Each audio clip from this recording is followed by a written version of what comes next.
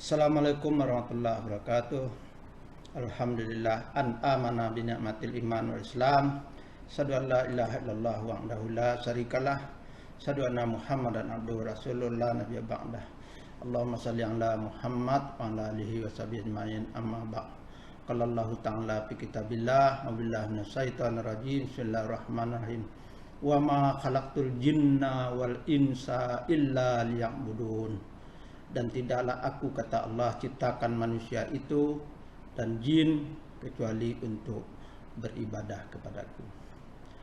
Pencinta ilmu yang dirahmati oleh Allah Subhanahu wa taala, pertama sekali mari kita menyampaikan puji syukur alhamdulillah bahwa kita masih diberikan kesehatan dan kesempatan untuk hidup dan beribadah kepada Allah Subhanahu wa taala.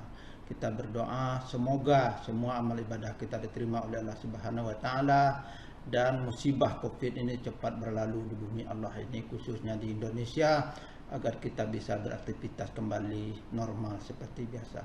Kaum muslimin yang berbahagia, topik kita hari ini adalah hidup adalah ibadah. Islam mengajarkan kepada kita bahwa hidup manusia memiliki dua misi, yaitu sebagai hamba Allah, sebagaimana surat Az-Zariyat yang kita bacakan tadi, wa ma khalaqtul jinna wal insa illa liya'budun. Tidaklah saya, kata Allah, ciptakan jin dan manusia itu kecuali untuk beribadah kepadaku. Dan sebagai khalifah Allah di muka bumi ini, sebagaimana dalam surat Al-An'am ayat 165 yang berbunyi, wa huwallazi ja'alakum khalaifal ard. Dan dialah Allah yang menjadikan kamu penguasa-penguasa atau khalifah di bumi ini. Al-An'am ayat 165. Misi utama manusia sebagai hamba Allah adalah untuk ibadah, taat dan patuh kepada Allah. Dan misi utama sebagai khalifatullah adalah untuk memakmurkan, memelihara dan melestarikan bumi Allah ini. Kaum muslimin, dua misi ini adalah kewajiban, tugas dan janji yang harus ditunaikan oleh manusia dalam hidup ini, dan penunaian kedua janji dan tugas inilah yang kita sebut sebagai ibadah. Untuk melaksanakan tugas ibadah dan tugas kekhalifahan ini, Allah melengkapi manusia dengan 4 petunjuk atau hidayah, yaitu hidayah insting, yaitu garizah, naluri. Dan yang kedua, hidayah panca indera. Yang ketiga, hidayah akal. Dan yang keempat, hidayah agama.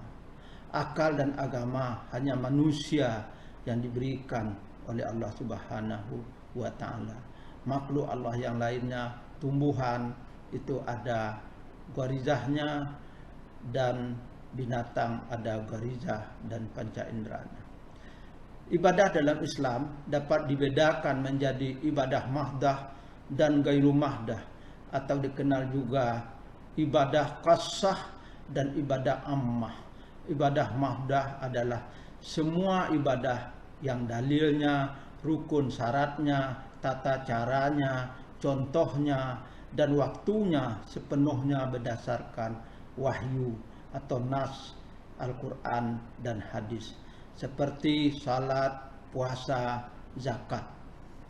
Sedangkan ibadah ghairu mahdah adalah ibadah yang pada prinsipnya berdasarkan wahyu, tetapi rukun, syarat, tata cara bisa dihasilkan melalui ijtihad, seperti jual beli, belajar mengajar, bekerja sebagai pegawai negeri, petani, pedagang, politisi, makan, minum, berkeluarga dan lain sebagainya, semuanya itu adalah ibadah. Jadi semua yang dilakukan, baik pikiran, perkataan dan tindakan, dengan iman, ikhlas, bernilai baik, sesuai syariat dan peraturan baik yang disepakati, semuanya adalah ibadah.